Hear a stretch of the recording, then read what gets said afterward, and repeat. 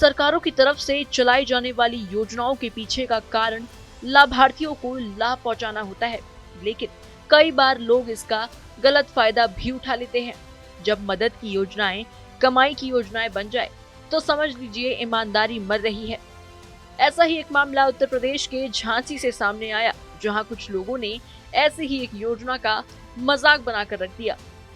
दरअसल गरीब बेटियों की मदद में चलाए जा रहे मुख्यमंत्री सामूहिक विवाह योजना में बड़ा फर्जीवाड़ा देखने को मिला। योजना के तहत हुए भव्य समारोह में 283 जोड़ों की शादी कराई गई। बाहर से सब कुछ सुनियोजित दिखा, लेकिन मंडप के अंदर की हकीकत चौंकाने वाली थी। जी हाँ, झांसी में हुए सामूहिक विवाह समारोह में कई जोड़ों ने सरकारी लाभ के लालच में दोबारा शादी रचाई, जबकि कुछ जोड़े मीडिया के सवाल से भागते नजर आए।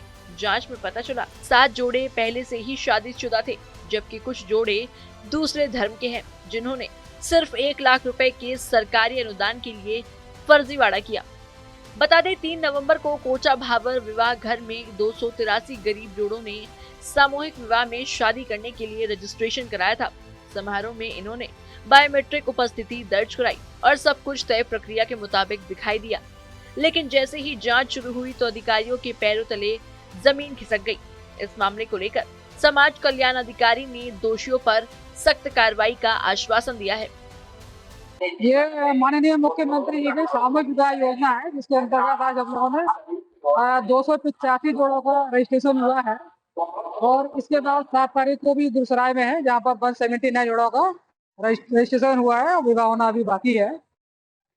इस बार नई व्यवस्था की गई है। यहाँ पर 283 जो जोड़े थे उसमें 36 जोड़े मोमडन है और इस बार जो पहले 51,000 योजना थी बढ़ा के 1 लाख कर दी गई है, जिसमें हम लोग 60,000 कन्या के खाते में डाल रहे हैं। शादी होने के बाद 25,000 का सामान दे रहे हैं, 51,000 व्यवस्था में।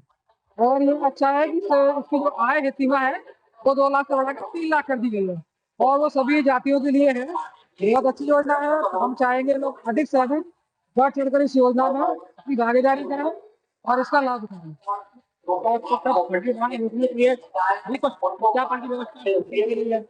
अब फर्जीवाड़ा तो आप नहीं कह सकते, हमारे ऐसा हुआ नहीं है। लेकिन ये अच्छा हुआ है थोड़ी सतर्कता बरतने के लिए कि इस बार जो रजिस्ट्रेशन हुए थे उनका बायोमेट्रिक और फेशियल अटेंडेंस भी होना है।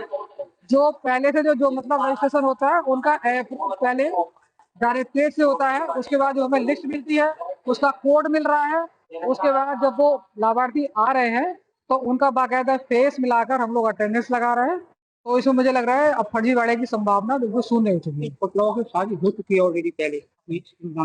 नहीं, ऐसा नहीं है। हमारे यहाँ जोड़े हैं उनकी शादी किसी की नहीं हुई है, हमारे यहाँ पहली बार शादी करेगा। 2 साल पहले शादी हुई है, बच्चे भी है। नहीं, ऐसा नहीं है, ऐसा पॉसिबल नहीं है। अगर ऐसा अगर ऐसा पूरा काम नहीं आएगा देखेंगे।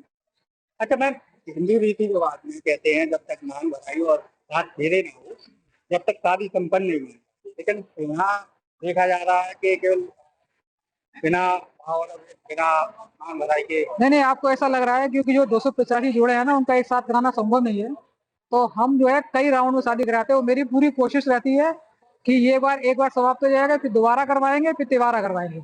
किसी भी हम लाभार्थी को छोड़ते नहीं है बिना फेरे और बिना इसकी पूरी शादी हुई।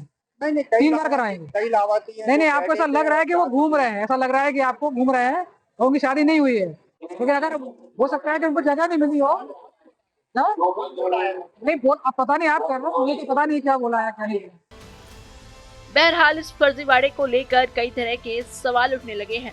सवाल ये कि जब समाज कल्याण विभाग, बीडीओ, पंचायत सचिव और पर्यवेक्षक आवेदन की जांच करते हैं तो फिर ये 7 फर्जी जोड़े कैसे बच निकले।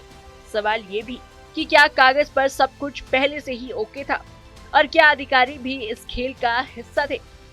मुख्यमंत्री सामूहिक विवाह योजना की जांच में फर्जीवाड़ा पूरे सिस्टम पर सवाल उठा रहा है।